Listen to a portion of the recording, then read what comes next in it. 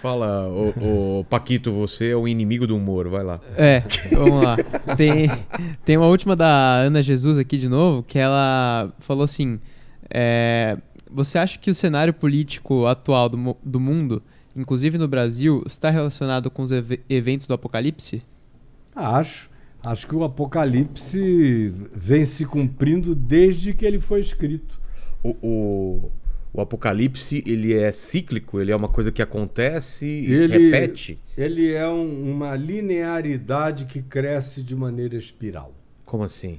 Ou seja, você sai Tem a linha do tempo. Na linha do tempo, certo. porque a história é espaço-temporal, é linear. Eu não estou lidando com mecânica quântica, com mundos paralelos. Eu estou falando aqui que na história linear da humanidade. Tá.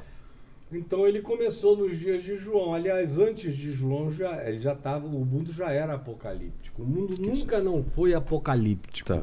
Nunca não foi. O livro do Apocalipse, Jesus deu o Apocalipse dele em Mateus 24, em Lucas 21 e 22. Tem os pequenos apocalipses de Jesus. João recebeu aquela revelação já velho, como exilado político na ilha de Patmos, porque a mensagem do evangelho era interpretada politicamente por Roma, porque eles não cultuavam o imperador e eles diziam que o único Senhor era Cristo Jesus e não o Kaiser, e não César. Então isso era uma subversão. Por essa razão, todos os apóstolos foram mortos, crucificados ou decapitados, menos João, que foi exilado com exilados políticos na ilha de Patmos, onde botavam os piores exilados, os mais subversivos. Ele foi lá só por dizer que Jesus Cristo era o Senhor, num mundo onde César era o Senhor e era a autoridade venerada por todos. Então lá na ilha de Patmos, ele recebe essa revelação. E essa revelação é crescente, ela se cumpriu todinha nos dias de João, exceto por uma coisa. É que Jesus não voltou dos céus à terra. Exato. Mas o ambiente... Porque falta isso para cumprir a promessa. O último Apocalipse. O último, né? O último. Porque o ambiente... O final de todos os ciclos seria isso. O final de todos os aeões apocalípticos. O ambiente era Roma, a cidade das sete colinas. O anticristo era o imperador. Era o imperador. Estava tudo montado. O falso profeta eram os sacerdotes que davam poder ao imperador e afirmavam que ele era uma divindade. As mesmas arquetipias estiveram presentes o tempo todo. Entendi. Então, aquele apocalipse ali teve seu cumprimento no primeiro século, teve seu cumprimento no segundo século, teve seu cumprimento no quarto século, quando Constantino corrompeu a igreja toda como um anticristo, corromperia o evangelho e faria dele uma outra coisa. E nós vivemos de lá para cá... A Segunda Guerra, na figura do Hitler... O que você quiser. De lá para cá teve uma quantidade enorme de apocalipses. Um dos mais veementes que a gente teve foi o que aconteceu no século XX. Qual? Na Primeira Guerra, na Segunda Guerra, foi inegavelmente um apocalipticismo violento. Mas nós estamos de novo no meio de um grande apocalipse fenomenológico, onde nos dias de João, por exemplo, havia estátuas que falavam. Como assim? Hoje em dia você estuda na história, na arqueologia, nas grandes descobertas, a mecânica dos robôs de pressão de ar que andavam, que acenavam, que abençoavam, feitos de latão. Quase todo o templo tinha o seu próprio robô. Um mecanismo que o pessoal acionava. É mesmo? O pessoal, os sábios... Mas para iludir os súditos. Os súditos. Para parecer uma coisa... Olha, nossos ídolos falam. Entendi. Os nossos deuses se comunicam. E era um mecanismo controlados... E não era por humanos, não. Não? Eles faziam, era pressão. Era um mecanismo de vapor. Entendi. Que levantava o braço na hora certa, conforme chegava a hora daquele rito. tinha alguém lá que dava só o toque para deflagrar o processo, mas o mais acontecia. Entendi. Hoje em dia se sabe que descobriram há não muito tempo atrás o primeiro robô analógico da humanidade construído há 2.500 anos atrás na Grécia, de uma sofisticação extraordinária, com capacidade de medir os astros e a posição deles, onde eles estariam em tempos futuros, de acordo com as observações passadas. Então, a nossa ignorância sobre o passado é extraordinária. O passado já foi muito mais evoluído do que a gente imagina. E muito mais ainda, isso a gente teria que ficar 3 dias conversando sobre isso aqui. Aí, pois bem, hoje a gente está num ponto em que literalmente as nossas estátuas falam e falarão cada vez mais. E daqui a mais... Isso daqui é uma estátua? É uma estátua que fala, e daqui a mais 8, 10 anos, o material de, vamos simplificar chamando de carne sintética, de biosintética... Nanotecnologia.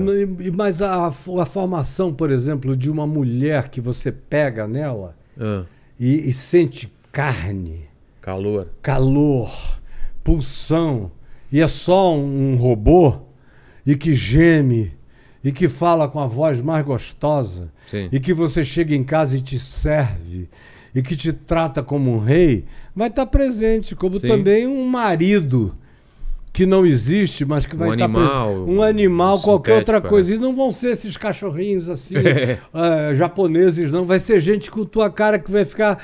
um Blade Runner, um Blade Runner que você não vai conseguir distinguir. Replicante. É um replicante. Olha só. A gente está andando para lá, meu irmão, e é inevitável, ninguém vai parar esse processo. As estátuas vão falar. E o Apocalipse de João tinha uma grandeza no primeiro século, há 2000 anos atrás, que o Apocalipse que se cumpriu nos dias dele não possuía. Porque o Apocalipse de João é absolutamente universal.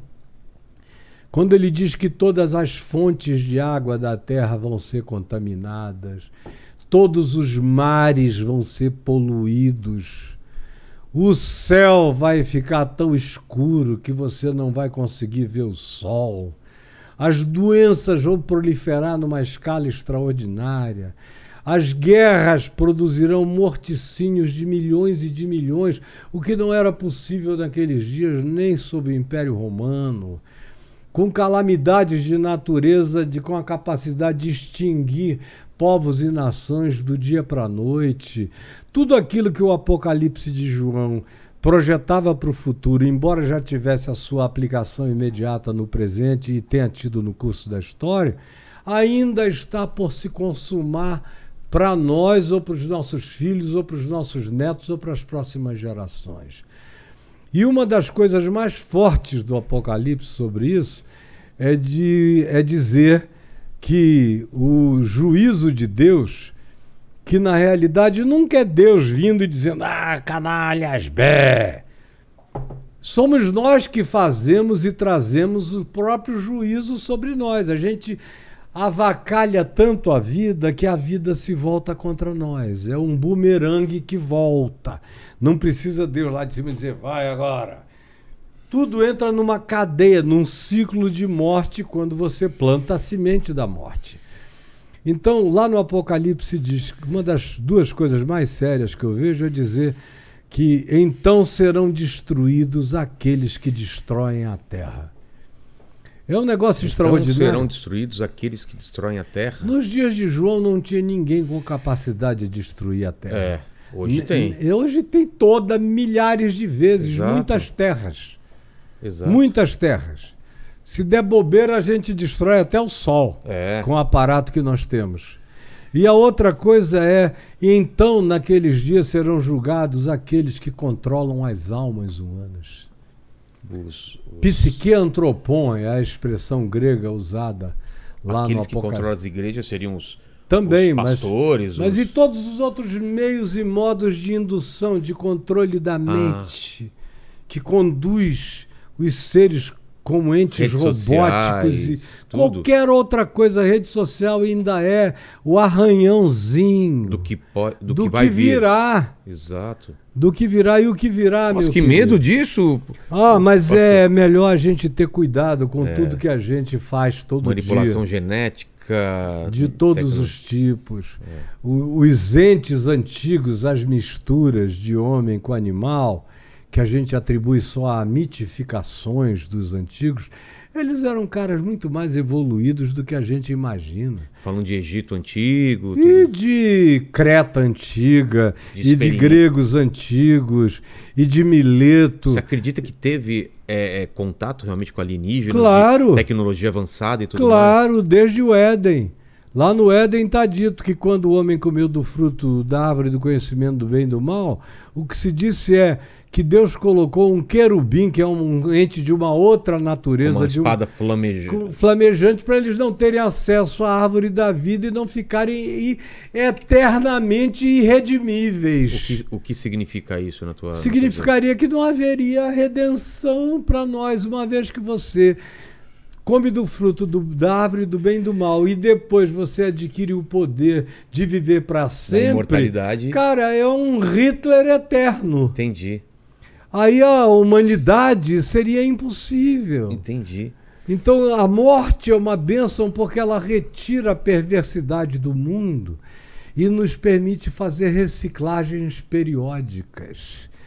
De modo Mas que a a gente morte é a foi- nossa A salvação. gente foi imortal em algum tempo e perdeu isso ou nunca teve essa... A imortalidade física, eu nunca criei que nós tivemos. Eu sempre criei mesmo? que nós morremos. Desde o começo. Desde o começo. Agora, a morte espiritual é que é uma introdução que tá. aconteceu depois. Porque o texto hebraico lá de Gênesis ele diz: no dia em que tu comeres, morrendo morrerás. Entendi. Já se morria. Só que o espírito continuava. Continuava. Se Agora, comer o fruto após a morte... você vai virar só uma máquina solar. Entendi. O que pode te salvar de ser uma máquina solar é o amor, a fé.